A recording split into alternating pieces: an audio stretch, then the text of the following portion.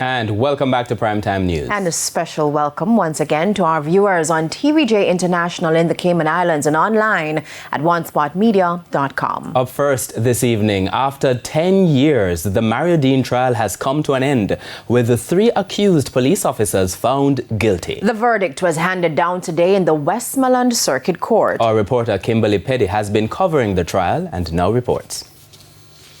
I'm standing outside the Westmoreland Circuit Court where a 7-member jury returned a guilty verdict for the 3 cops charged in the death of Deane. Corporal Elaine Stewart and Constables Juliana Cleven and Marlon Grant were all found guilty for manslaughter as well as misconduct in a public office, while Corporal Elaine Stewart was found guilty for doing acts tending and intending to pervert the course of public justice. Deane's mother, Mercia Fraser, left this courthouse this afternoon feeling fulfilled. I was nervous. My belly was like, I was nervous totally. But when I heard the verdict, I just feel that sigh of relief on my body.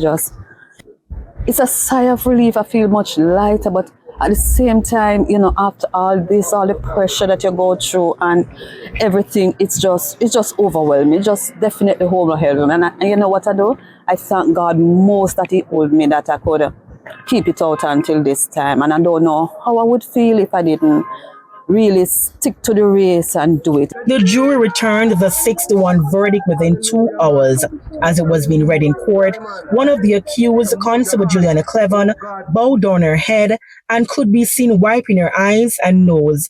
Bail was also extended for all 3 police officers until July 1, when they will be sentenced. As part of their bail conditions, they have been ordered to report to the Area 1 Police Division headquarters in St. James 2 days per week. Deane was in custody at the Barnett Street Police Station for the possession of a ganja spliff, where he was beaten on August 3, 2014. He died 3 days later at the Cornwall Regional Hospital. In the meantime, Deane's mother extended gratitude to persons who supported her during her ordeal. JFJ in the community, everybody show up, and there are times when I really feel weak. I really feel like I couldn't make it, but I promised my son on his deathbed that I would see to it that him get justice. And today I am grateful that I really stand up to see the end of it. Kimberly Petty for TVJ News.